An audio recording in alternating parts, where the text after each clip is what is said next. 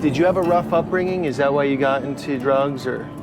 No, I didn't. There's not a family that I can tell you that I've ever seen, known of, or whatever, that it hasn't affected one way or another. It fuels a whole vicious cycle, and generations are birthed out of that. Legal and prescribed by authorities, so it's considered good, maybe. You don't know how bad I want to go back to it right now. Scales in the gas station, I've never seen that. A lot of bad memories up here to me. You always hear about the jails being corrupt. They are corrupt. Whatever you want, you can get it in prison. $250 for this? Tough people die because they don't say, I need help. When did it really start getting bad with the drugs on the streets? These hills and hollers don't care if you're the sheriff's son. They don't care if you're the preacher's kid. They're gonna come after you.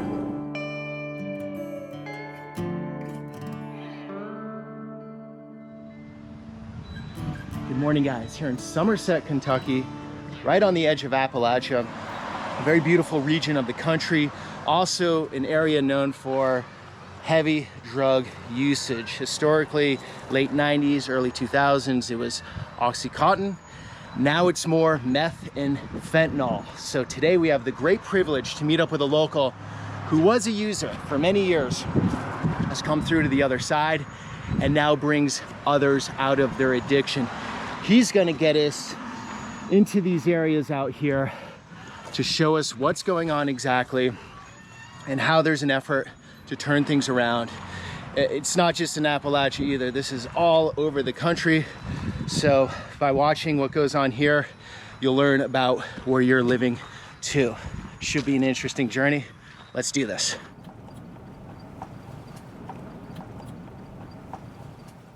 So Chance, you've been clean 2 years? I've been clean for 3 years, a little over 3 years. So from homeless to buying this house recently? Yes. All this stuff in here, man, lawnmowers, weed eaters, it's not stolen today. I ain't gotta take it to the pawn shop. I ain't gotta trade it to the dope man, you know? Every day, man, you would get up and have to figure out a way you was gonna make it happen, you know? So figure out a way to get your drugs, which means stealing people's property and selling it? Yep. You know, there'd be days I would have $10,000 worth of pills, but 3 days later things go wrong. You've sent people out to re-up and get money, and you're at the bottom again, you know? You'd have $10,000 worth of pills? Yeah. So you were dealing too? Yeah. We're going to where I grew up at, Old Fall Creek, Monticello, Kentucky. Did you have a rough upbringing? Is that why you got into drugs, or? No, I didn't. But I was raised by some awesome parents. We never had to worry about anything. My dad was a superintendent for a construction company. My mom worked too. You know, my dad ended up being a preacher later on. He was in church. The drug problem I had growing up was I was drugged to church every Sunday. Man, these hills and hollers don't care if you're the sheriff's son. They don't care if you're the preacher's kid. They're gonna come after you. The devil's gonna come after you with drugs, the world, man. So for the outsiders outside of Appalachia, haulers are the little valley roads off the main road. Yes, sir. Where you can get really deep in there. Yeah. You know, you never know how many nooks and crannies that hauler's gonna have. You think you come around one and you got 5 more, you know? And everyone's different. So I went to a hauler in West Virginia the other day. Total drug hauler. It was sketchy. The next hauler, people super cool. Would you like something to drink? Everyone on the porch is waving. So every hauler has a different vibe. Yeah, isn't that crazy? Yeah. Different world. You grew up in a very nice neighborhood. Yeah. A lot of times people think if someone gets on opioids or whatever, they're growing up in a really bad situation. Product of their environment. Product of their environment, and that's why. You're proving that wrong, at least in this case, huh? Yeah. So why would you start? I think mainly started, you know, and we played football together, a lot of us, and we would hang out, and, you know, the older guys were smoking pot, and the cool guys, you know. Yeah. So just to fit in. So right here's the house that I grew up in. Up on the hill? Up on the hill. Oh, that's sweet. Wow, what a beautiful property. Yeah. And so you went from that to being homeless? Yes, sir. Going to Walmart, stealing any means necessary. At the end, I ended up going in and stealing just to eat. This is right down the road from where you grew up? Oh yeah, I would ride my four-wheeler down here. Oh, it's beautiful. When did you start using? What age? I started using 15 years old, started smoking and drinking. I was always searching for man's approval, you know, to fit in. So I could fit in anywhere with these guys, you know, doing drugs, you know. So the circle of people you're around, if you used because they were, Yeah, you could be part of them. yeah. And if you Right. didn't, you were out on the sidelines. Yeah, you were outcast. You were by yourself. Yeah. So did these kids these days, do they have more to be aware of, more to protect, or is it just as it was the same back then as it is now? I think the problems are different and the challenges are different that they face today. You know, at that time when I was toward the end of high school, you know, Oxycontin was rampant here. Late 90s, early 2000s? This would be the early 2000s. Yep. You know, it was everywhere, but, you know, these kids have, drugs ain't drugs today. Everything's got fentanyl in it. You know, the challenges they are faced with is, you know, as we'll hear later, is we got marijuana being laced with fentanyl. So if they started like I did at 15, they might smoke a joint and die from it. Why do the dealers want to lace their marijuana with fentanyl? I haven't figured, I get asked that a lot and I don't have the answer. Well, I think the reason if you get them to use once and get hooked, they've got them. It's all about $1. So you're smoking marijuana, right? And it's got a little fentanyl in it. And you're like, wow, that really hit me in a good way. And it's very addictive. And then you're gonna go back to that dealer that Exactly. sold you that. Next day, you're gonna feel like garbage. You're gonna want to feel good again.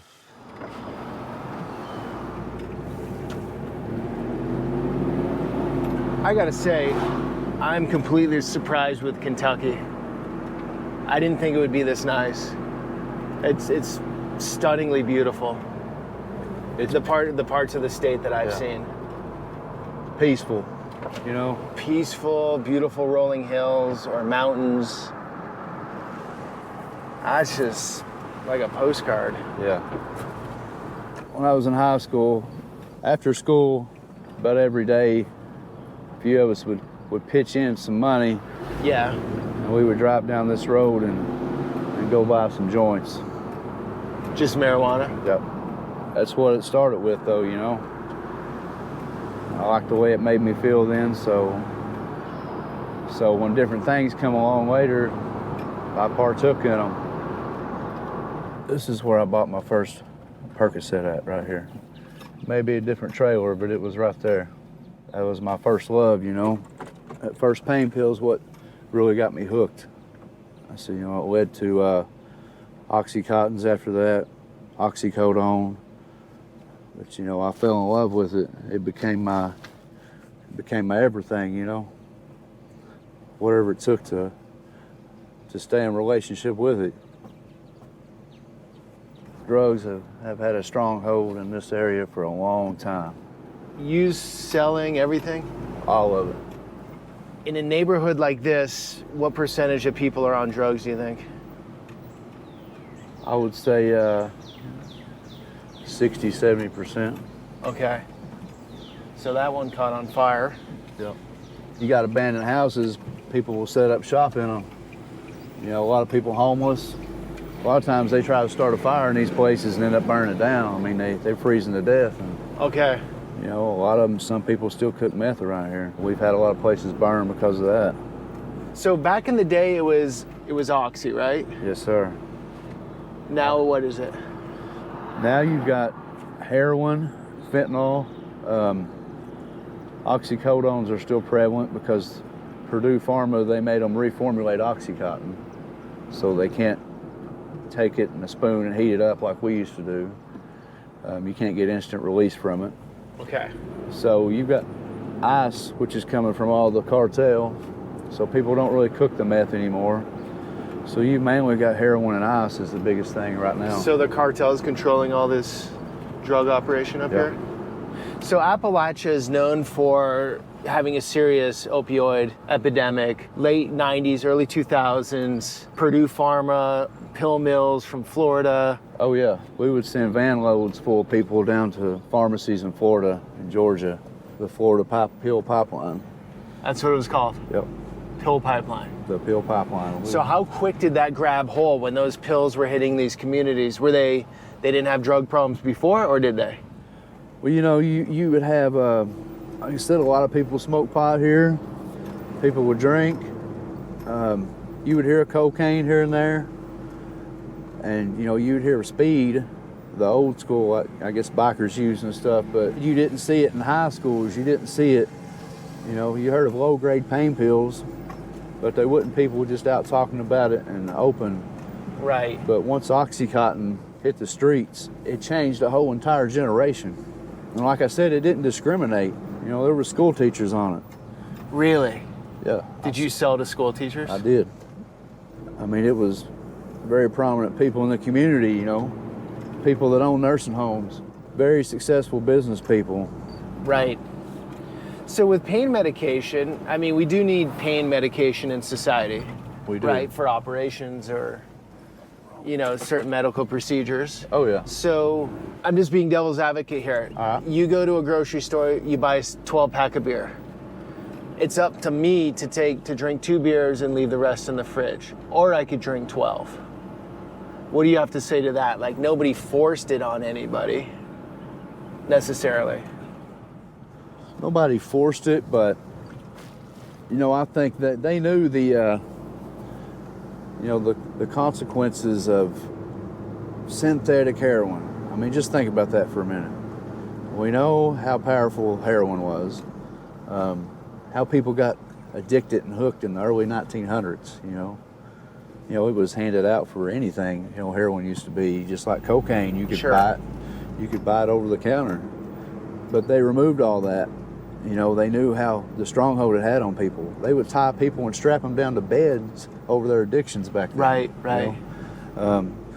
So just knowing they were reformulating and putting that into something, you know, you just think, man, they had to know. So as a user, does it just take hold of you? You take your first pill and then you're like, a day or two goes by and you're like, I want another one of those. And then you're like, I want it stronger, or how does that work?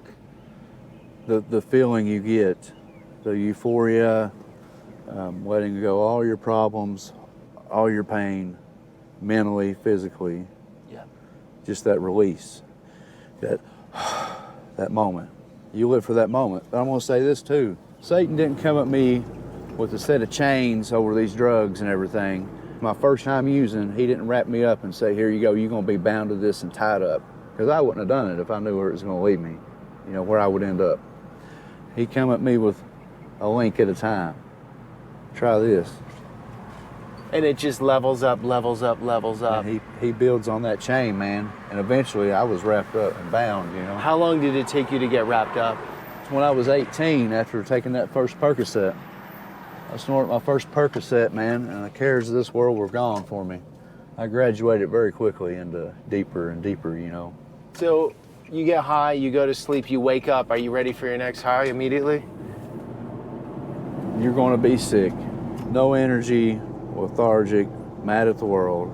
You know, you might lay around for your self-pity for a little while, but that monster, he's calling you to get up, and you're going to have to do whatever it takes.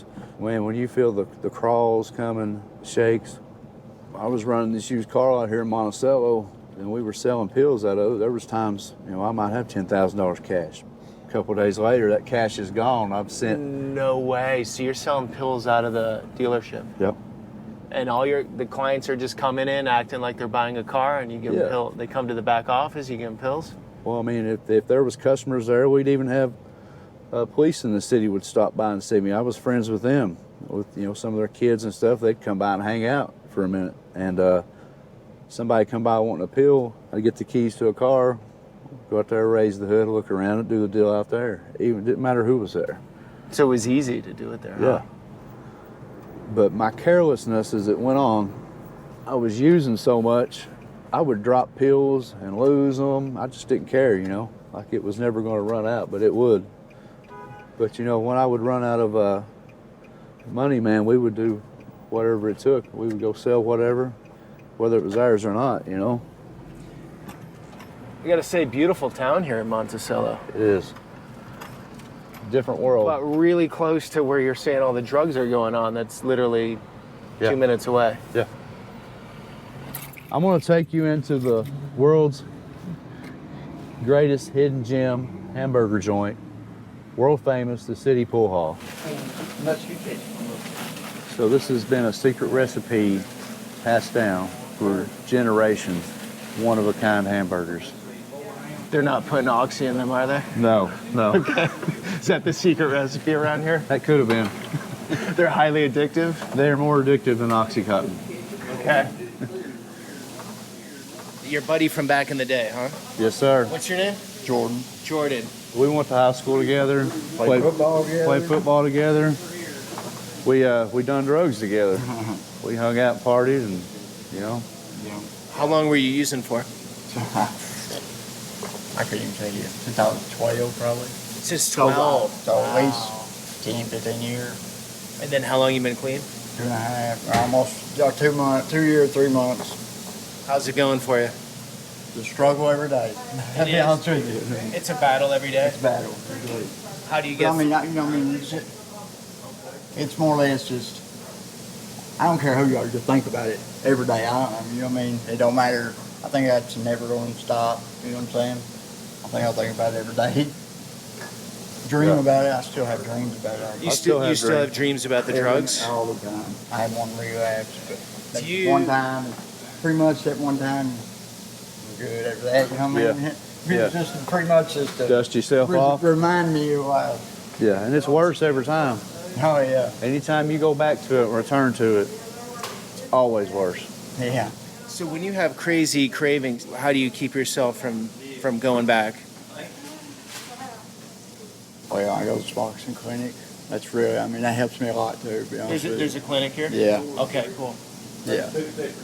I mean, that helped me a whole lot right there. I mean, to be honest with you, 'cause I think as an addict, you're all the time thinking of it's your more mindset of putting something in your body. You know what I mean?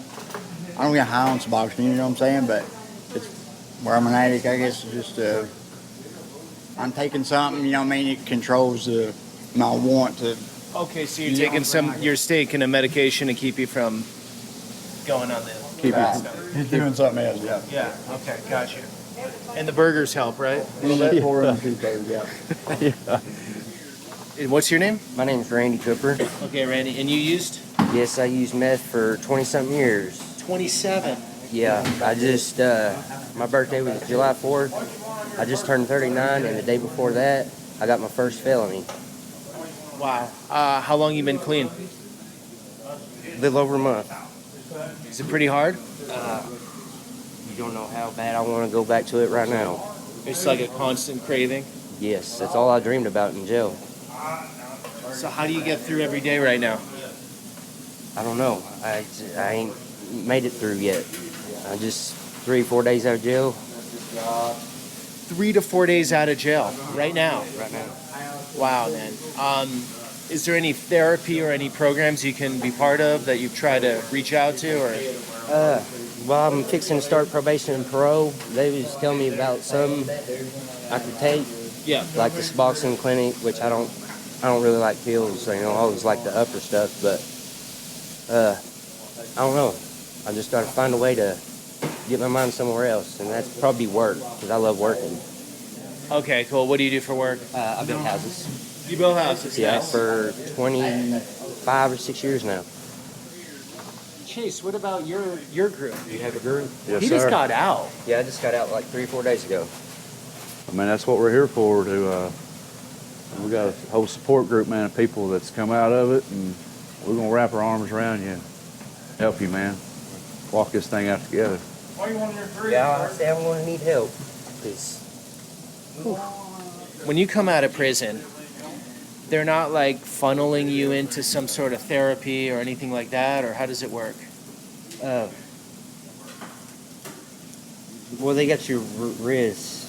Let's see, some kind of class you can take for like putting yourself back out there. Okay. But like I've already got my job back. I have to start back Monday. Sweet. Yeah, that's the first thing I done.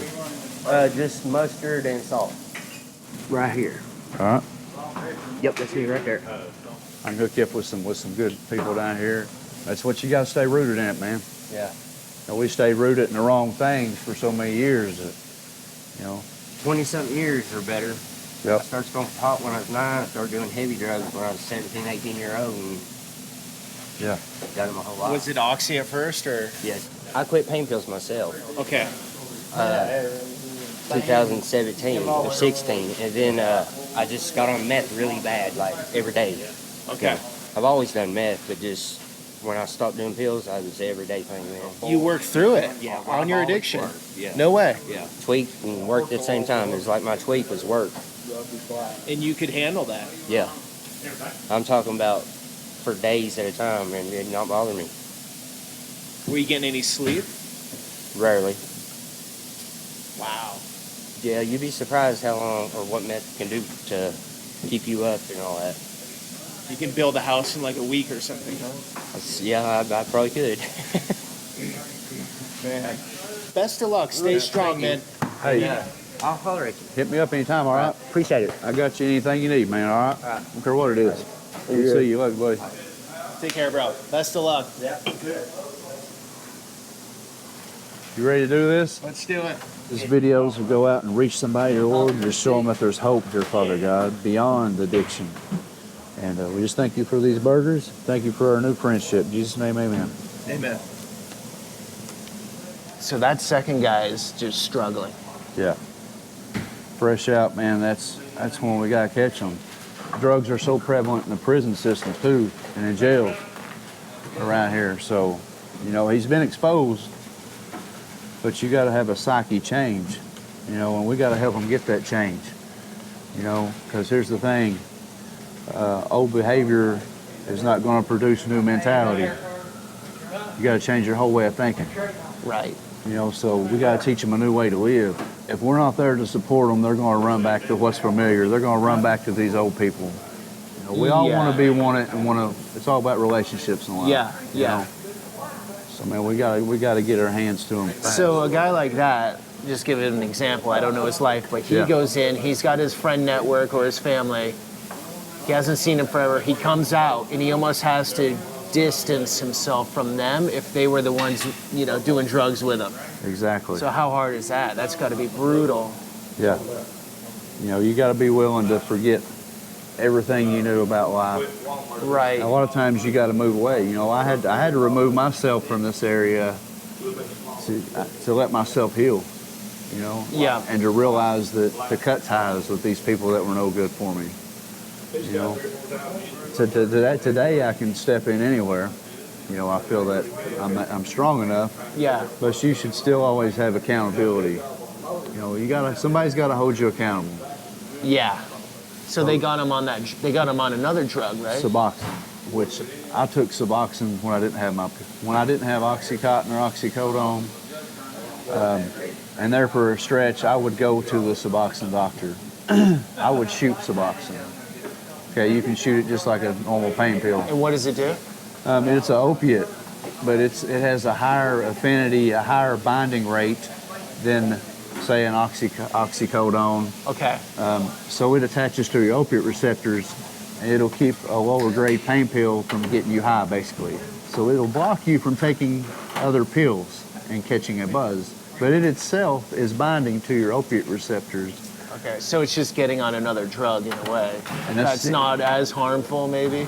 It maybe not as harmful. You're taking it as you're supposed to, but I never took them as I was supposed to. Okay. And it was harder to come off of, literally, than a lot of the pills I was hooked on. Right. Oh, man, it took 30 days before I could sleep. And doctors are prescribing those meds? Yep, left and right. So there's not in that. I don't know this space very well, right. But from my understanding, like most problems, there's like a deep dive approach to getting to the root of the problem. Yeah. Or there's a Band-Aid approach to covering up the problem. That seems like Band-Aid from the outside.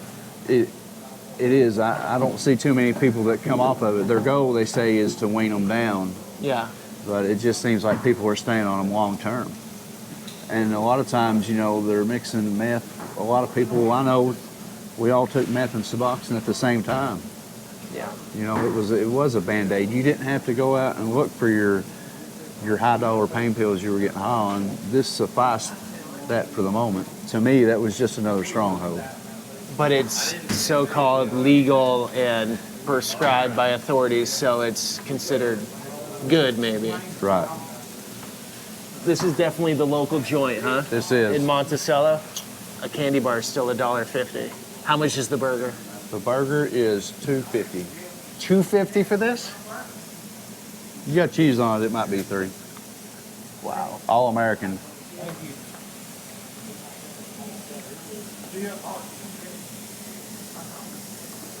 It's good. It's very good. They've been doing it the same way since 1942. So $13 for 3 burgers, Mountain Dew, water, and chips. You can't even get a combo somewhere for that. That's cheaper than fast food. Oh, yeah. He's doing a series on Appalachia, and couldn't bring the story without bringing how addictions affected our communities. Absolutely has, hasn't it? Yeah, pretty bad. Every first of the month, you just see them walking the streets. Every first of the month. Yeah. That's when paychecks come? Yeah, when the government takes stuff. Government checks are paying for it, huh? They're on welfare or Yeah. why? A lot of them. Yeah, a lot of them are. Okay, so what is that amount? Probably $600-700? 7 something a month, probably. $800 a month. And so all of that just goes right into the drugs when they deposit? Drugs and cigarettes. Yeah. What's the way out of it, do you think? How do you get people off it? I don't know. It's through faith. That's the only way I know. Yeah. Did you use or you never used? No, I didn't use. Good for you. Yeah. Was there a lot of pressure to use or not really? Well, as long as you didn't start running with the wrong crowd, that's usually how it starts. Why do you guys think it is that way? I mean, to be fair, it's everywhere in the United States, right? It is. But I think a lot of kids don't see that there's a lot of activity, a lot of things to do for them. You know, boredom. They see it. Starts a lot of them. Yeah. First, they'll start drinking and stuff, and they'll just keep progressing. Yeah. Stronger stuff. Yeah. I gotta say, you got a very clean town here. Yeah. From the outside looking in, you don't see none of this here. You know, you could drive through here. Right. You could come visit Lake Cumberland and think, man, this place is perfect. Yeah, as a tourist, I would just come through and say, what a nice little town. Yeah. That's a great place to raise a family. Nice little sleepy town. Probably, doesn't have many of the problems of the cities. Yeah. And you're saying no. But you got to get in that underbelly. It's here. So you see this little white building over here with the windows boarded up? Oh, okay, way down there? Yep. Used to go up there and hang out in an apartment and shoot dope right here downtown. So you basically had a trap apartment, and in the same parking lot on the back side is the sheriff's department. I've been booked in this place several times. I used to sell them their sheriff's cruisers, then ended up riding in the back of these. But today, I get an invitation to come sit in the sheriff's office and talk to him about the hope we have and what our community is dealing with. He obviously has some good insight of what's going on, too. Absolutely. Okay, yeah. Well, thanks for taking the time, because you always have interesting perspectives. Sheriffs do. Correct. And unlike most law enforcement, you can speak openly, which is very refreshing, especially in these times. So the overreaching question is, what's going on currently with the drug situation in the county? Well, our county is probably just like any other county in Appalachia, Kentucky. The drug problem is it's astronomical everywhere you turn. Used to the drug problem back when I was growing up was marijuana. Okay. That's basically a thing of the past. Sure, there's still marijuana around. Sure. But the biggest problem we have now is either Wayne County's methamphetamines. But we also have the fentanyl, the heroin, pills, whatever, the opiates, whatever. It's all here. But Wayne County's drug of choice is actually methamphetamines. Okay, so fentanyl hasn't taken over here. Some, yeah, it's Okay. here. It's Okay. here. We find it quite often. just not in the volume we find meth. Okay. Used to meth in Kentucky is, of course, I've been in this business for 30 plus years. It was always, the meth was homemade. They call it bottle dope, what have you. Okay. That's basically a thing in the past. It's a rarity we ever find a meth lab. There's no Walter White Breaking Bad out in the trailer parks? No. Okay. So now it's all coming across the border, no question. It's all high quality, and there's no end to it. I mean, when I first went into office, which had been in 2015, January 2015, to buy methamphetamines undercover was cost us anywhere from about $22,000 at best, $2,200. Today, we can go out and buy it for $250. High quality methamphetamines. That's how it's flooded in America, especially here for us. So the cartels have full control of what's going on? Oh, absolutely. It's The all supply chains? Right. Of course, here it's not cartel is not here as much like Louisville, Lexington, or Nashville, wherever. Of course, they go travel, get it, and bring it back to here. Okay. So now in the fentanyl, we find fentanyl now. Like I said, not like meth, but we still find a lot of fentanyl. It was kind of funny. The national news media had on about finding these fentanyl pills at the border. And of course, they're getting millions of them, whatever. The very next day, we found 300 of them exactly the same right here in Wayne County. So that proves that's where it's coming from. Yep. Fentanyl, it's the powder, whatever you want to call it. We found that as well. What age groups are you seeing this most prevalent in, or is it everybody, or the more younger people now, or more older people, or how's it working? Excuse me. It's all ages. It's scary. Of course, I guess you'd call it because I'm an old man, but I guess, of course, the younger to middle age, the 20s up to mid-30s or so, that's kind of the bigger group. But we find it in our school systems, meth and marijuana, what have you. I don't think actually we found any fentanyl in the school system yet, but it doesn't matter you're upcoming.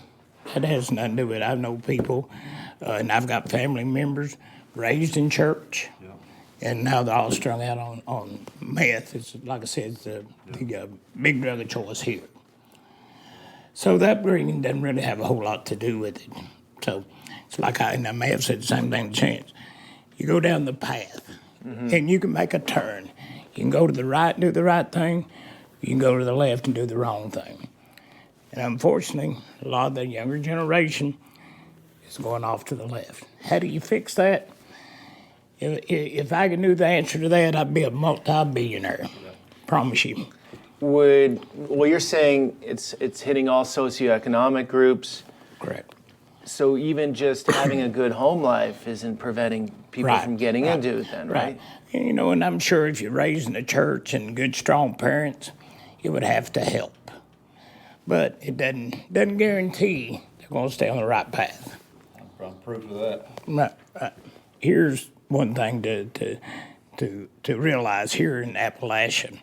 And previous job I had, I worked all over eastern Kentucky. There's not a family that I can tell you that I've ever seen, known of, or whatever, that it hasn't affected one way or another. Now, it may not be your son or your daughter, your mother, your father, but it's a nephew or a niece, cousin, whatever. Every family is affected by it. 85 to 90% of everything we deal with has to do related somehow or another to drugs here in Wayne County. Whether it's thefts, domestics, child abuse, drugs, of course, whatever.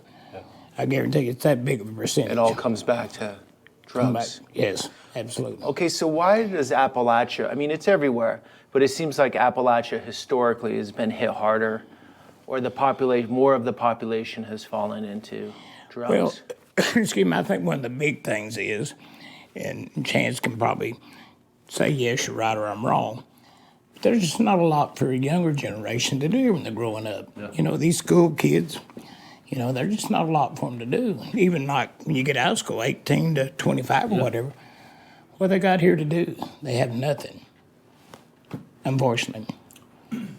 Okay, well, maybe it's the times too, because I grew up in the countryside. We always found something to do, and we had work to do. And I rode my bike to see my friends 7 miles each way. And maybe it has something to do with the times too. Well, and I agree Right. with that. You know, kids nowadays, how many kids you actually see out riding a bicycle these days? Yeah. You know, they're all inside playing the video games. Yeah. You know, and that may play a part in it. But like I said, when I was growing up, we always had something to do. We were riding bicycles or playing basketball or whatever. You know, not that we had gymnasiums to go to or bowling alleys, whatever. But we always had things that we did. But I think a big part now, they're sitting inside, playing on them games and social media. Yeah. So What I'm doing. What you're doing. But there's a positive to that and there's a negative to that. Sure, So sure. I just wish there was somebody could figure this out and get a stop to it. I mean, I know it'll never happen, but surely there's some way to slow it down or do something. You know, we basically arrest them daily to do something with illegal narcotics. I just hope and pray someday we can say it's a rarity that we do that. It's not about, and a lot of people don't understand, at least my perspective, and I know a lot of my deputies are the same way. It's not about putting somebody in jail. And I had a discussion with the circuit judge the other day. Yeah. It's getting people on the right path, doing the right things, and not destroying their lives. And that's what we work for. Like Chance's story. Right, absolutely. Miracle. He went down to the bottom, he came out, now helping others. Right, right. So we need more of that. Absolutely. But you do see all these factors at play, whether that be social media or the drugs. Everything is sort of coming together to weaken our youth, weaken society. Right, I agree. This I agree. isn't helping the overall picture. Right, absolutely. Yeah. All right. Well, thank you, Sheriff. Thank you. Appreciate Fantastic. what you're doing. No, I'm sure proud of this young man. Okay, here are some numbers the sheriff gave me. Check this out. You were talking to someone else there. Meth in 2015 was going for $2,000 an ounce. Now it's going for $250 an ounce. Anybody, they can afford it. You come up with $10 and keep you a buzz all day. You can live off government money, say $700 a month, Food stamps. food stamps, and have a full-blown meth habit Yeah. and afford your life. Yeah. Government's gonna provide you with a cell phone too to make your phone calls. What? They're They gonna give you a provi- cell phone? And Wi-Fi. So there's a piece missing, like some people do need help sometimes, right? They do. There's people, right? these programs, there's people that need them. There's people that need them, but they can be used and abused, and there's like that missing part of maybe oversight Right. or rehab, what you're Yeah. doing, Yeah. where they just fall through the cracks and they have to deal with it and society has to deal with it. Yeah. They're stuck and bound in that, you know? Yeah. And here's the thing, you know, they're burning through these checks and things, and then what are they doing when they run out of money? They're coming Stealing for, weed whackers, Yeah, exactly. Going breaking glass. breaking glass, going to the pawn shops, stealing, getting in mama's pocketbook, you know, whatever it's. You know what we called it when I lived in San Francisco? What's that? San Francisco snow. It's all the broken glass you see in parking lots because people smash your windows Really? and steal whatever you have. And like he said, it affects all of us. You know, he's had issues with his own family, his own offspring. Raised by a sheriff, you know, and drug addiction can still come at you. I was raised by a pastor, and drug addiction doesn't care what you come from, doesn't care what your background is. You know? He locked up his own family. Yep. But you know, that's a true, honest sheriff. You know, justice is supposed to be equal for all, right? So to take a stand against drug addiction and what's right, you know, that's the things you gotta do, the tough things, you know.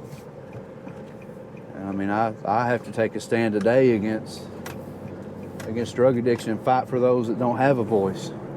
I gotta be the voice for those that are silenced. You know, to let them know there is hope. There is a way out. You know, if it wasn't for him, that sheriff riding me in a cop car, he spoke life into me.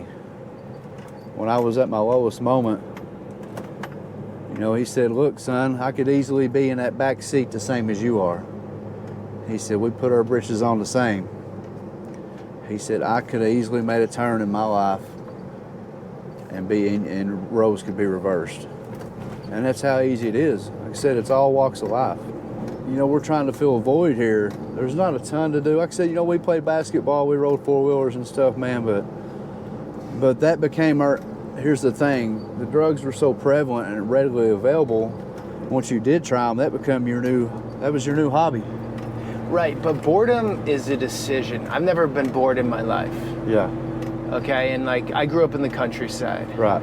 And so in the winter we would skate on ice rinks, we'd all meet up, we'd do that, we'd BMX bike around everywhere, we'd have bow and arrow fights in the woods. You know, that's at a younger age, but constantly was doing something.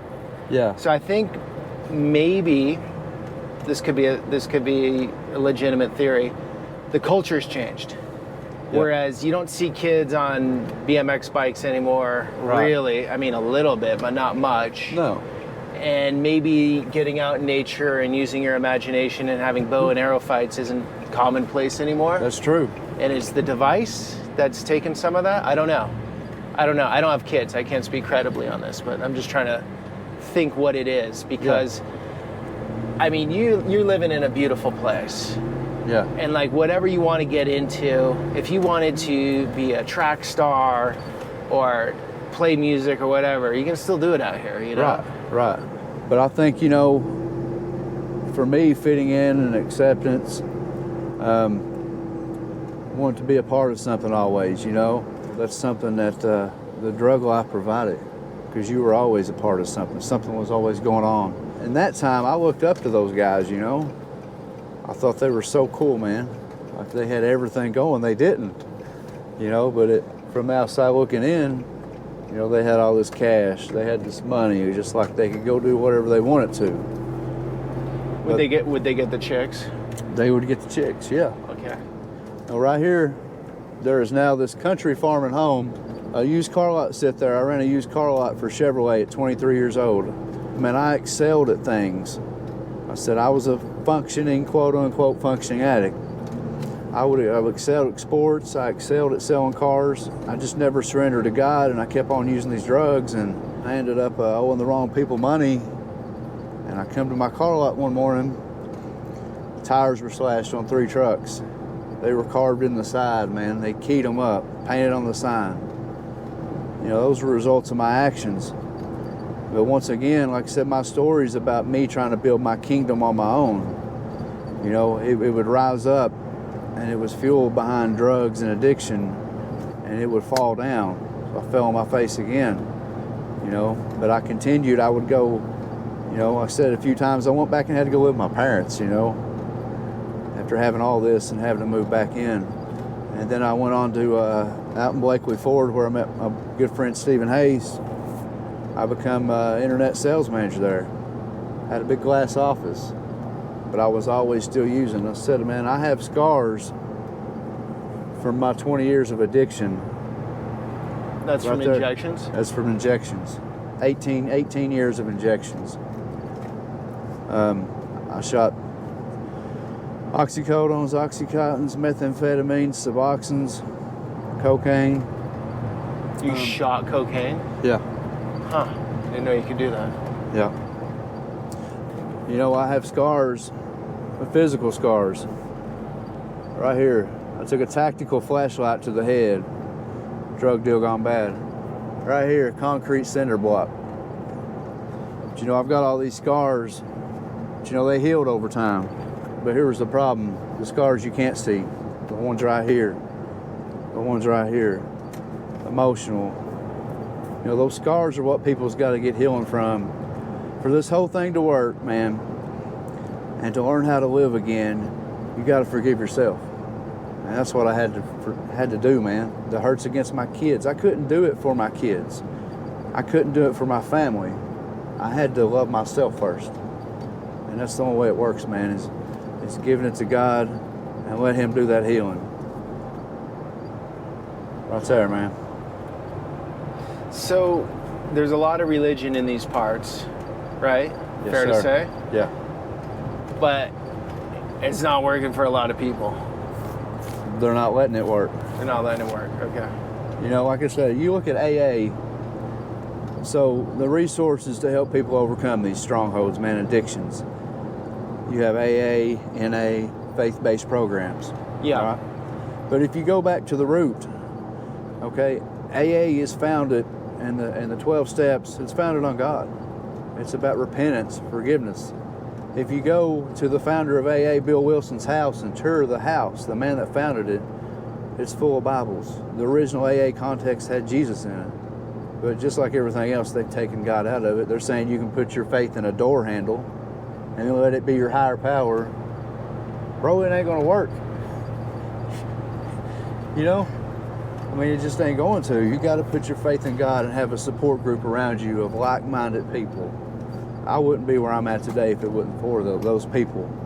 I was discipled and raised up in Life Changers Outreach. Like I said, I ended up court-ordered to rehab. You know, I ended up court-ordered, or I was going to go serve a year and a half. And I went for 6 months, and I didn't truly grasp a hold of anything. I was there trying to fake it till I made it, you know? Yeah. And I'll tell you this, out of the 4 guys to show you the story of addiction, how real and what happens, 4 of the guys I was in rehab with the first time before I truly wanted it from Monticello. 4, me and 3 other guys, 4 of us. So let's go back 4.5 years ago. So one of those guys is dead. The other one's serving 20 years in federal prison. The other one is in rehab right now. And here I am. So the odds are stacked against us. All of us turned back to it for a minute. I said, one's dead, one's in federal prison. The other one, by grace of God, is back in recovery. And I'm here by the grace of God, man. So check this out, man. Local gas station. We got pipes everywhere. Meth pipes. That's a meth pipe? Yeah. But you can put anything in there, right? Yeah, you can put anything in there. We got scales. Scales in the gas station. I've never seen that. I used to buy these and keep these on me to pass my drug test at work. They'd pop me at any time, I'd be clean. All this right here. What? Kratom. What's red vein? All this is kratom. This is it's made out of some herbs and different things. It gives an opioid effect. I've heard a lot of guys take this stuff to try to come off opiates. But look, gas station dope is still dope. But it's legal, obviously. It's legal for now. So here's the problem with a lot of our communities, man. Is, you know, these people don't feel like they have nowhere to turn to. They're church hurt. You know, too many of these churches, they don't have their arms open, their doors open, man, to people like me. They're too worried about what somebody's wearing. Too worried about if somebody's got a tattoo. You know, they're shunning these people away. Oh, really? But we got our doors open, man. We welcome them in no matter what state they're in. Man, if they've been drinking, come on in. Because these people, they've not been shown love, man. That's what they need. You know, they've been hurt by the world. They've been hurt by everybody. They've hurt themselves. And it's sort of sad at a gas station, you can just buy stuff that's going to help your habit, basically. Yeah. You got a whole, It's pretty sad. you know, people with a couple chains around there that got that Mr. T starter kit. So right over there, you got your drug dealer starter kit right over there, ready to go. Right. This is one of our recovery rallies we just had. People come running, man, into your arms. They're wanting something different, man. They're tired of living that way, man. Look, you can see the hurt in this picture, man.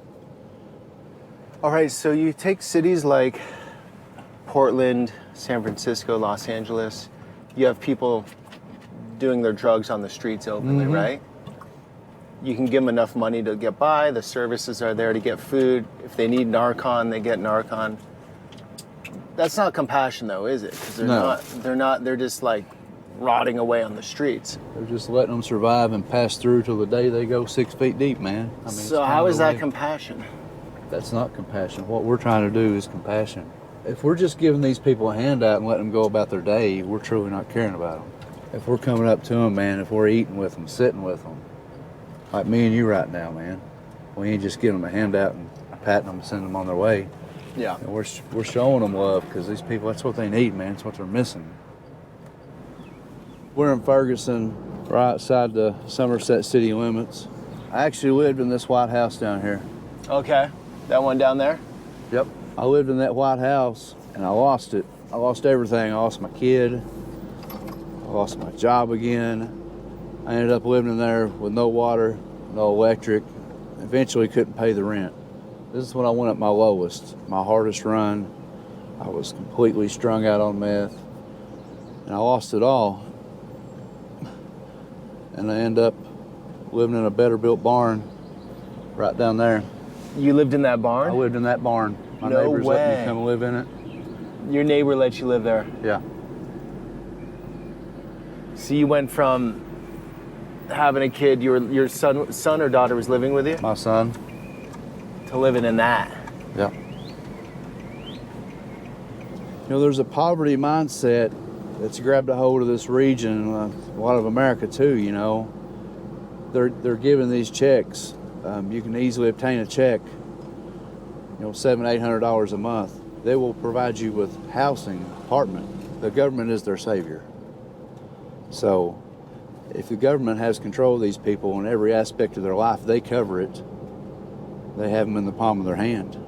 They know no way out. They're bound to that. And like I said, many of them end up using, and they're users, and they're stuck in that place because they have no other option. The government is literally the hand that feeds them. So it fuels a whole vicious cycle, and generations are birthed out of that, into that, you know. There should be accountability on all these government services. You know, what about we drug test these people? How about if they do fail, let's give them an option to get some help, you know, and then we can try to reintroduce them to society to get jobs. Some of them may not be able to. They may not have the mental capacity, whatever, but let's get them clean, and how many of them could become productive members of society? Okay, what would happen if you just stopped all the funding?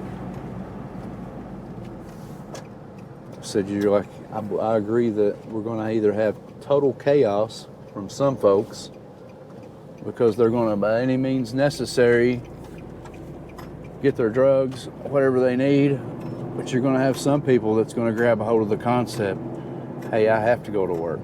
I have to support myself, my family. This is gone, I got to do it. You definitely have both ends of the spectrum, so here we go. This is an area that I walked many times. I lived up here in these apartments. Basically, I would rent a room. So she's on something. Yeah, 100. So that situation. But, you know, just like this, you've got some nice homes here, Right. and then you're going up here to where a lot of activity's going down. But this place, a lot of bad memories up here to me.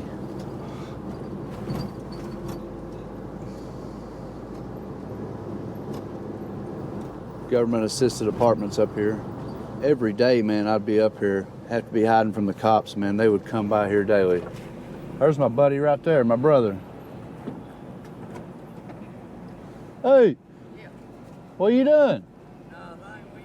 Come here and holler at me. This is one of those success stories right here. It's my brother David. What's up, brother? How you doing, David? Pretty good. How are you? Peter. This is Peter. Nice to meet you. Been taking around doing a documentary on addiction in Appalachia, man. We go to church together, and he's part of Leap of Faith Outreach. Oh, great. We get to walk in freedom together, don't we? Oh yeah. Best I ever did. How long have you been clean? A little over a year and a half. How's it feeling? That was great. Staying up money in my pocket nowadays. Yeah, he works, got a job today, man. He's a productive member of society. Oh, cool. What are you doing for work? I work through the Somerset Community College and work with Brother Jordan 3 days a week. He works on there at Good Samaritan? Yeah. Cool. I've actually got cleaned up, and I've got my sister-in-law's 2 kids and my 2 kids, which I never had my kids took from her, nothing. But Why do you have your sister-in-law's kids? because she went homeless, the meth took her out. She went homeless, sold her house for drugs and everything. Now I've got full custody of her kids. She lost full rights to both of them. Yep. Oh, wow. I've got the rats to her kids. I'm raising 4 now. How's that? Oh, it's great. They got better lives now. Yeah. David, what do you use for like anything to like a release? Like you're vaping. I eat chocolate bars. What do you do? You're vaping. All right. Yeah. But you know, I was telling him I would basically rent a couch or a room up here in a couple of these apartments back in the day, you know. They're trying to clean this place up, man, and That's something I never had to do is go homeless. Like I've always had a place to live. I mean, back when I was 23, I lost my first young and we sued the hospital. I pretty much was a millionaire at one time. Yeah. You lost your first what? My first kid, the hospital killed my first kid. Oh, I'm sorry. Yeah. Wow. So I always had a place to live, but my house, it didn't have nothing in it when I got on drugs. I sold pictures, everything. I pretty much just had a bed and beds in the house. That's about it. Yeah. Good to see those success stories, man. Oh, yeah.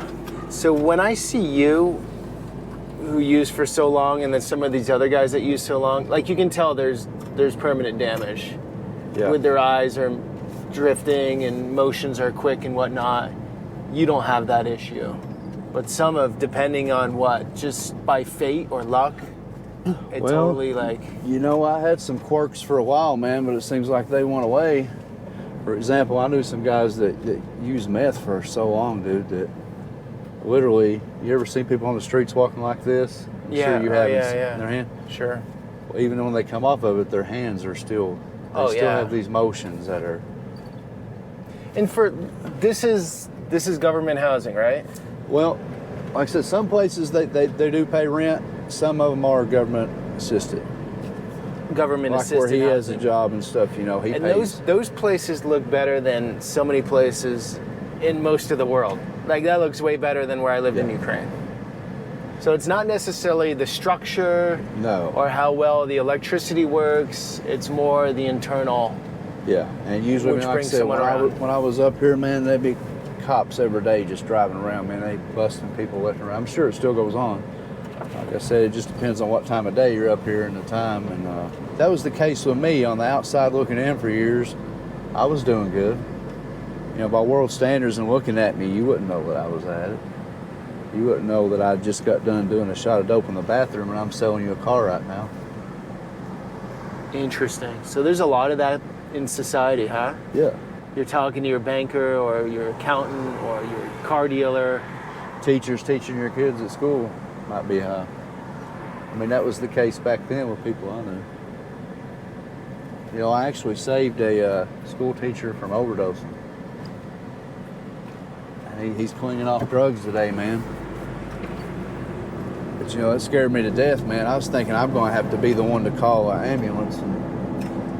So the school administration isn't realizing that some of the teachers are on dope? I don't think the accountability's not there, because who thinks that a school teacher's going to be on dope? I'm sure the random drug testing there is non-existent, probably. They might test them once a year, I don't know. Maybe when they get on, never again. I just think society as a whole needs a better level of accountability. Who's nurturing and nurturing our kids, man? And we have to look at that, society as a whole. If everybody held everybody accountable, this world would be a much better place. And this is from the government officials on. What, they just found cocaine in the White House the other day? I mean, come on.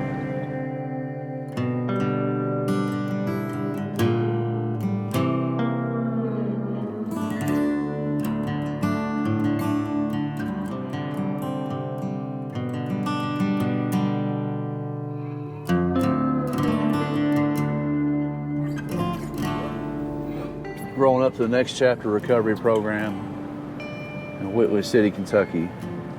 This is one of the most devastated areas. It's been ravaged by drug addiction, but today there's hope here.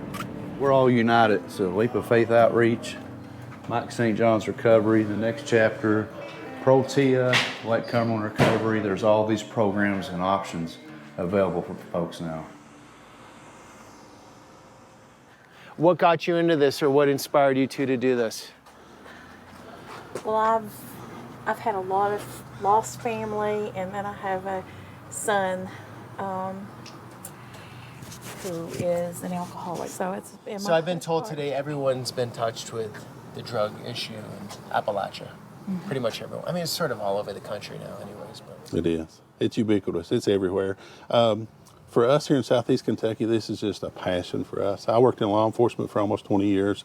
I saw that law enforcement wasn't really working. And to me, I had a lot of family that's either died of addiction or been incarcerated because of addiction. And I wanted to see something different. This is something I've wanted to do for the last 15 years. how you doing, guys? I got the camera going this way. We're going to go straight through and we'll go back to our raised garden. Unless does anyone oppose being on camera? No. No? I don't care. You do? That's Alvin. Alvin's image is copyrighted, so you'll have to pay Alvin, if my wife blurs your face in the edit, is that okay? No, I'm fine with it. Okay, Alvin's in. All right, cool. All right. Let us slide through there, guys. Thanks, guys. How's it going so far? It's going good. Yeah? It's a great place, man. Really. Yeah. Where are you from? Here. From Kentucky. Yeah, I'm from McCoy County. Okay. Clarendon County. Are all you guys from Kentucky? No, sir. I'm from Tennessee. Tennessee. Yes, sir. What do you think? What do you think of Kentucky? It's pretty good. I like it out here. Where's the bluegrass better? I don't know. This might get you in trouble. So all you guys are cool being on camera. No problems? Yes, sir. Thank you. Thank you. Do they get into this? Oh, yeah, they're the ones that grew it all. They've been growing it. You're eating all this here. Oh, yeah. Yeah. Oh, cool. Yep, they've had squash and peppers, tomatoes, cabbage. Oh, nice. And I got to imagine there's some marijuana grows out in these hills. Actually, Kentucky rivaled California, and I forget what the other state is, for marijuana production for decades. All right, so what we do with the sledgehammer is when we've got some build-up frustration and aggravation, we take it out on these tires. And if you'll notice, one of the tires is all about negativity. That's the one that gets the most abuse. The other tire is positive, but that negative tire, it just gets a whole lot of abuse. So who's first to get rid of some frustration? So a lot of times I feel unworthy and not loved, and lonely.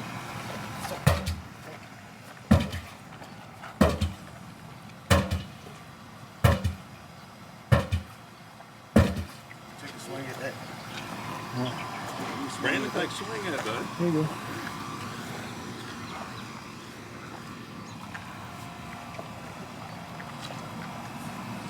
Toxic failure. Disappointment.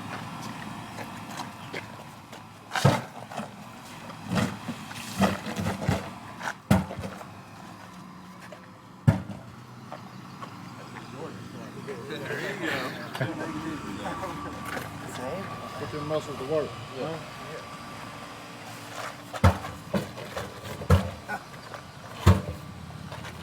Horn, what's your negativity, brother?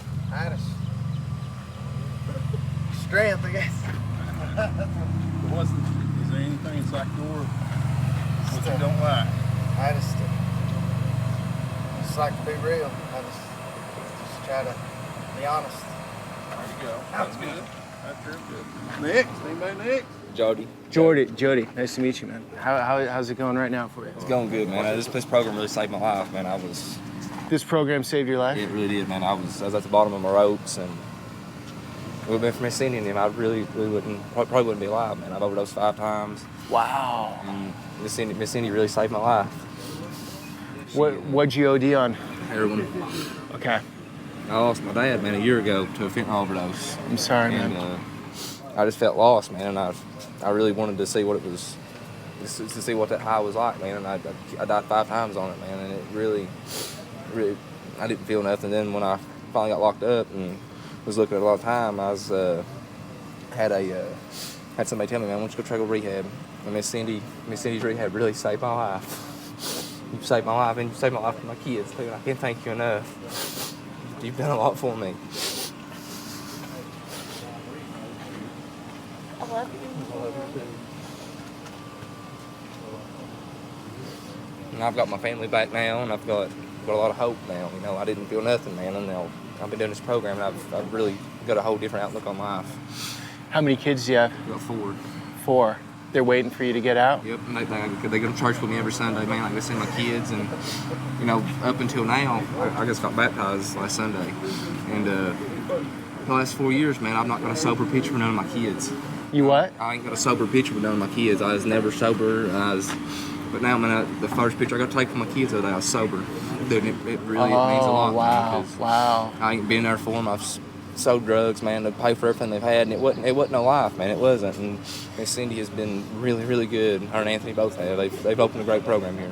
What? Are you married? Yeah. Is she waiting for you? Yep. That's another thing, man. I thought my marriage was gone. Thought everything was gone, dude. Okay. So there is hope. It's people.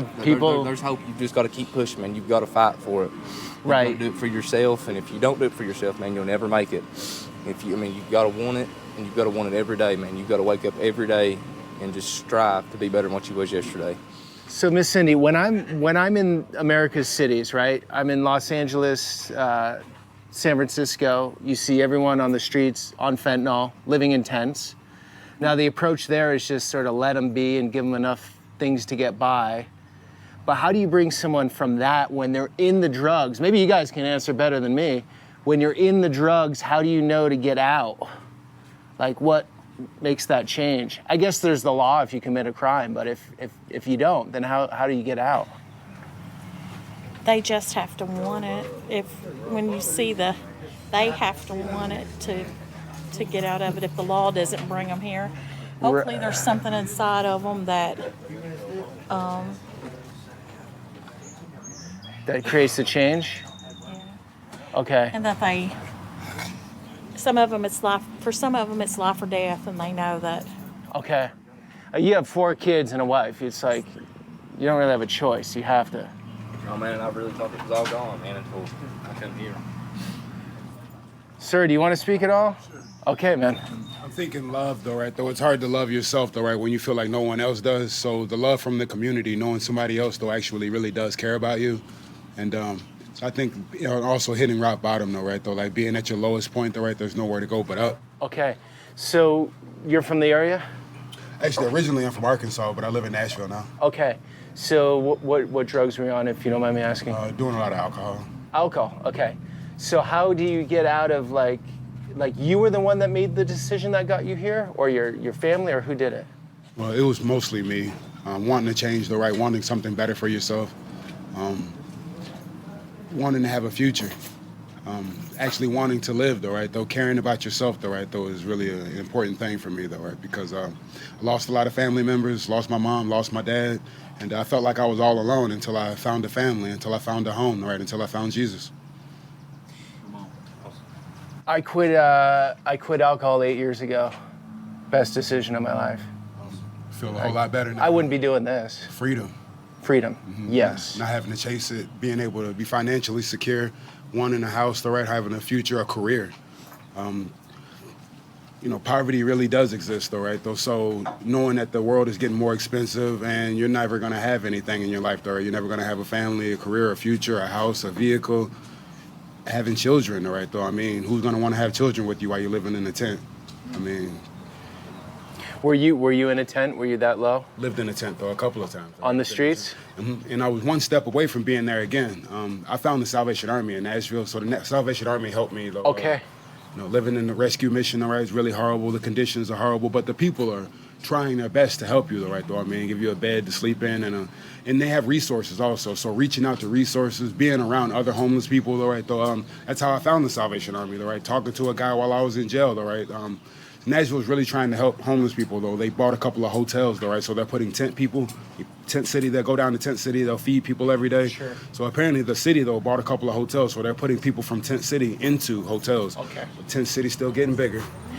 Yeah, because a lot of people in tent city, at least on Skid Row in Los Angeles, most of those people want to be there, or at least that's the drugs speaking. Yeah.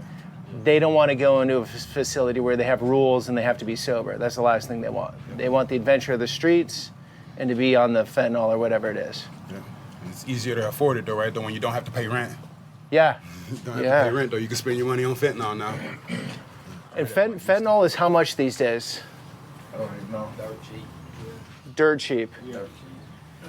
And meth is dirt cheap. Yeah, it's dirt cheap. Sheriff said 2015 it was 2,000 an ounce. Now it's 250 an ounce. 120 an ounce. Apparently pretty accessible, though, right? Though it's easy to find, though, right? And how about the vegetables here? They pretty good? Get a lot of cabbage. Let us know, sir. What were you saying? That America's flooded with dope. All the little cities, big cities, major cities. Like the floodgates are open to America. Okay, when did it really start getting bad, you guys, with the drugs on the streets? I mean, it's always been there, but when did it really start going up? How many years ago? What I've seen, maybe about 6, 7 years ago, is when it started becoming readily available. So once you get started, it's hard to stop. It really is hard to stop. This is like my 7th or 8th treatment center. You know, my son's 25. He's a deputy sheriff now. And, you know, he told me the day before I come to treatment, he called me and asked me if I wanted to be cremated or be buried. And I told him, I said, I told him, I said, fuck you, man. I said, I'm going to treatment. He said, you're just going to get high when you get out. So how are you going to not get high when you get out? Well, I'm gaining tools, recovery tools when I get out. Have a maintenance program in place. Because I would think the structure in the community is everything that makes it work here. Now, if you left this today and went out to there, to some hauler, and you didn't know everyone, it could be easy to slip, right? So how do you keep that community? You gotta stay plugged in. You gotta stay plugged in. Like, okay. I got almost 5 years clean in October, and recovery is every day. I have to stay plugged in to recovery somehow. To a network of guys. Yes, my support system, like Mike, Will, all these guys right here, Anthony, Chance, the events he puts on, numerous of people. You know, I tell these guys all the time, the phone I had in rehab probably had about 200 contacts in it, which was acquaintances, people that used me for what I had, or I could call and get something I needed from you. The phone I got today has probably got about 600-700 contacts in it that I've met through being in recovery, going through rehab, reaching out at meetings, getting my network built up. Because if I count on one person to answer his phone, if I call Mike, he doesn't answer his phone, and I'm having a bad day, I'm going to get high. But if I have a network of people where I can call this person, this person, this person, somebody's going to answer, and I'm going to be all right. I'm going to make it through today. You know, I try to tell these guys all the time, just for today, because that's all we got. It's all we're promised. It's today. You were raised by, I'm sorry? A drug dealer. I mean, that's what my dad was, man. He was a drug dealer. My dad sold dope, meth, almost what he sold all the time. From the time I was 8 years old to I was 13, we got raided 6 times. Raided? Yeah, they come kick our door in, put us on the ground, put us in handcuffs, and that's just little kids. And I got to spend 2 years with my dad on the street my whole life. So you have to change the cycle for your kids. Yeah, man, 'cause I don't want my kids growing up like that, man. It's hard enough looking at them and knowing that they're going to have to know that part of me, you know, but I don't want my kids like that, man. I really don't, because this has been the worst part of my life, been on drugs. You got to break the cycle, and I've got to do it. We have semi-private rooms. We just have 2 people in each room. Okay. We don't put a lot of people. Some rehabs put a lot of people in a small room. We don't do that. Sure. We're really proud of our facility for keeping it small. But this is one of my favorite rooms here. This is called the War Room. And if you ever watch the movie The War Room, this is where we got that idea from. So this is where our clients come to get alone, to have chapel, to pray, write their prayers down, have other folks pray for them.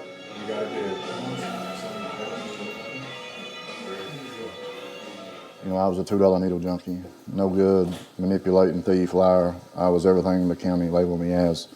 And, you know, I just celebrated a little over 7 years, June the 1st. Congrats. I lost my real dad to an overdose of a fake 30, fentanyl 30.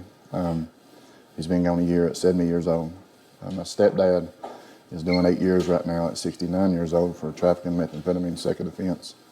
I grew up in the game, you know, a dope home. Money, guns, and drugs. Taught a lot of core beliefs, believed all those core beliefs. Done everything from A to Z. You know, I'll do whatever to get to feel better. But it took me hitting rock bottom and suicide and a pistol in my lap with a needle in my arm, and my mom walked in. And I was 36 years old. And she told me to get my everything I had, which was a backpack, pair of tennis shoes, and 6 cigarettes, and get out of her house and don't come back. I come from king-size beds, silk sheets, Corvettes, Escalades, Tahoes, big screen TVs. I mean, I had the life you saw on TV, but I was miserable on the inside. I always had to look over my shoulder, who was going to get me, when the law was going to get me, hauling dope, get pulled over, God, don't let them find the dope. I'll never haul dope again. And they never found the dope, and what I do, what we always do. But Mom finally said, get out of my house. Mom never told me no, and I ended up at a homeless shelter in Lexington, Kentucky.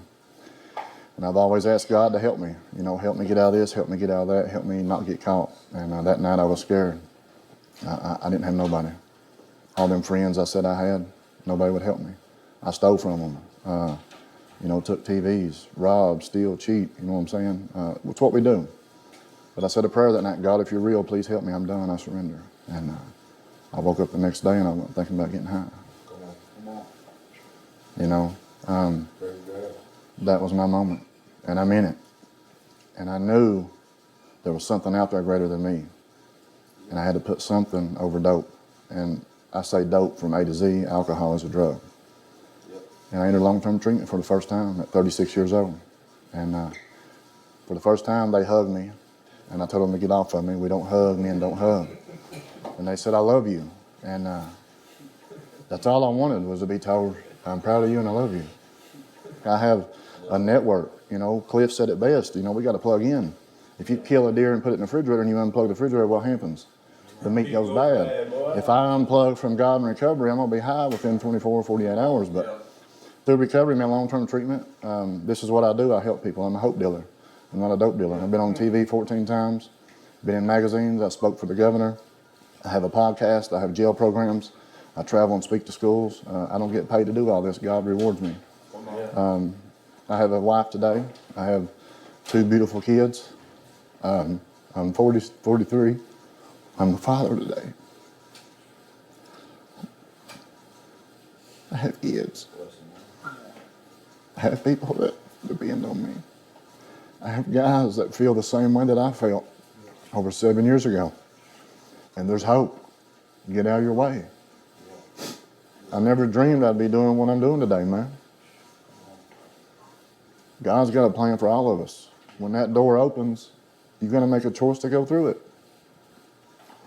I never dreamed I'd be doing what I'm doing in magazines, newspapers, doing recovery rallies, putting people in treatment. My wife owns 2 recovery homes in Madison County. We have a 16-bed for men and a 16-bed for women. Corbin's house, which is my little boy. The Jasmine's house is my stepdaughter. She's 23. My wife has got 7.5 years. She's the boss. You know, I'm the dumbest tool in the shed, but I'm the shiniest wrench in the box. I can survive, and I use my voice and my story because there's hope. For me, church is not my story. The Bible's not my story. I don't know the Bible. But, I mean, I'm the devil when I put dope in me. I'm a good person when I'm out here dealing hope. We're either taught bad or we learn bad. Like, I know right from wrong. I knew not to steal, but I stole. I know I can go to jail for making methamphetamine, but it's the thrill of not getting caught. It's the thrill of doing it. But when you're taught all this negative stuff from a dope home, from a convict house, you know, 9 times out of 10 you're going to grow up to be just like you was raised in. Dropped out of school, no GED, no nothing. I could hustle. And today I have a GED, I have my license, my vehicles are in my name, electric bills in my name. I have the same phone for 7 years, the same phone number. I don't got to change it and throw the phone away. I don't got to throw the burner away. I can get pulled over and I can give them my ID because I'm not worried about it. You know, today I ride with police and I live in Richmond, I'm from Corbin, and the police call me, hey man, I got this guy, can you get him some help? And I can get him help. Like, God has blessed me with this place, that place, everywhere. Listen, you can go to any county and get dope, and I can go to any county and get hope. Come on. It's the same principles. So if someone wants help in Kentucky, if someone wants help in Kentucky, they can get it. Yeah. It's available. Within 30 minutes. Within 30 minutes, anywhere in the state? Yes. So there's no lack of support system? No. Okay.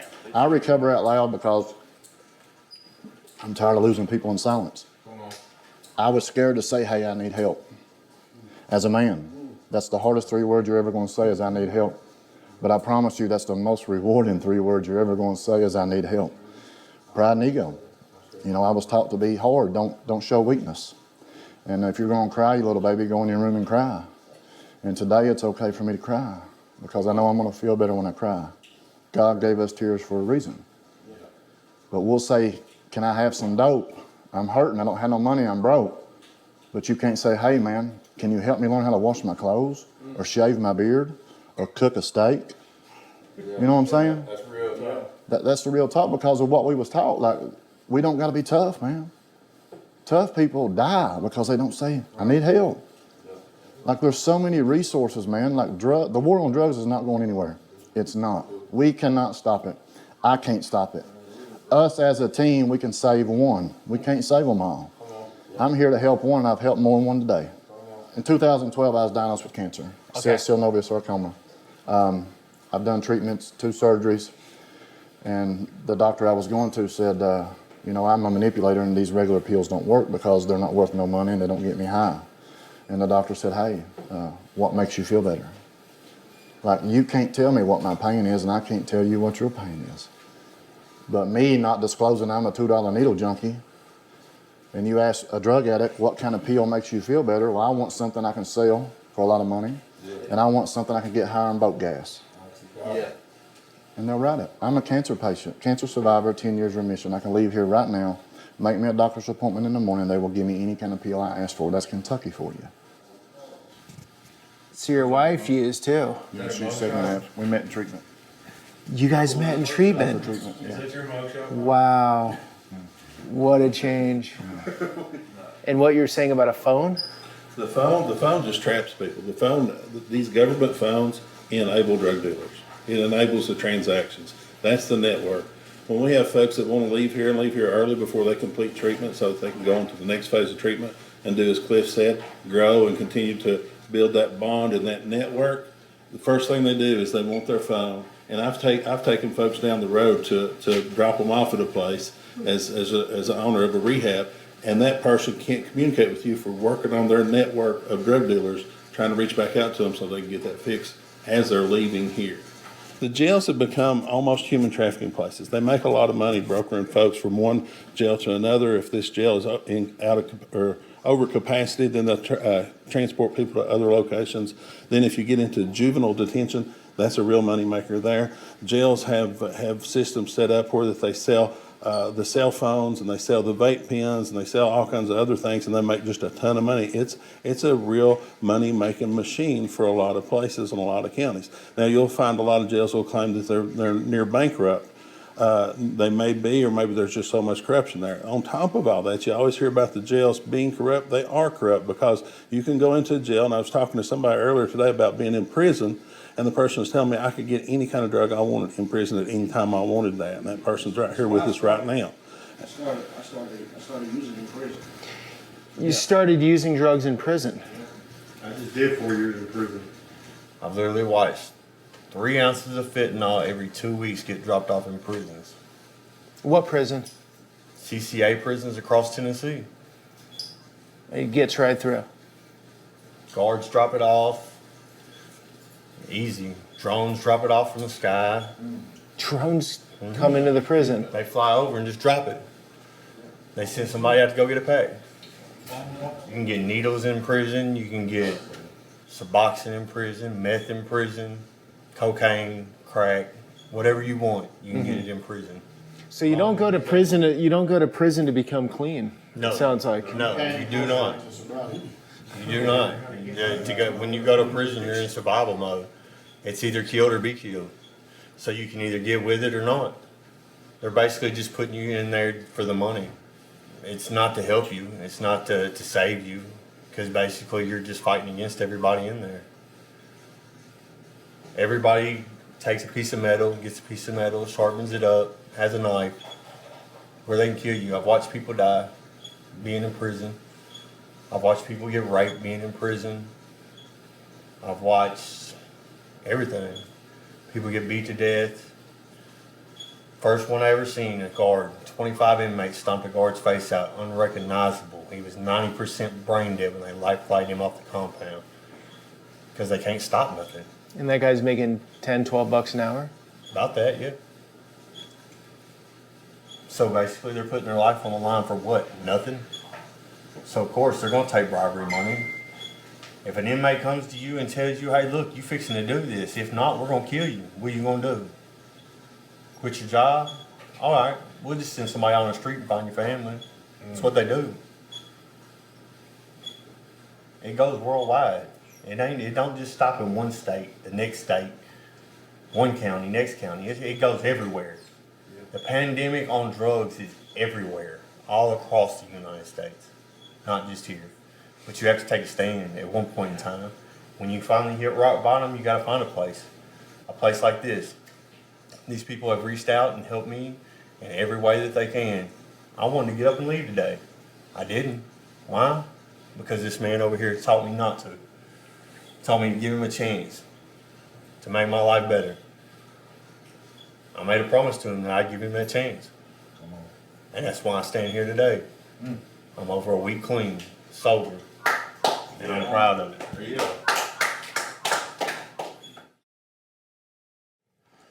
All right, well, that was awesome. Thanks for bringing us in. Good Glad stuff. to have you all. Honored. The main thing I want people to know, though, is no matter how dark it seems right now, no matter there's no hope in your life, it seems like there's no way out. There is a way out. Right. We want you guys to know that you can make it out of this pit. I'm proof of that. Yep. I should be 6 foot deep in prison the rest of my life, but the grace of God will prevail. Give it to God, trust the process. There's people willing to help you. You know, just like here, if you're in Kentucky, Leap of Faith Outreach, check us out on Facebook. But link down below in description, guys. All these people you have seen today. Yeah. The restoration, it's there, guys. Don't give up hope. Good stuff. Without people like you, there's no way a lot of us would have an understanding of what's going on. And I want to say that is what the guys said at the center, tip of the iceberg. Absolutely. Like we just touched the surface of this thing. But I learned a lot today. So thank you. Thanks for coming along on that journey. Until the next one.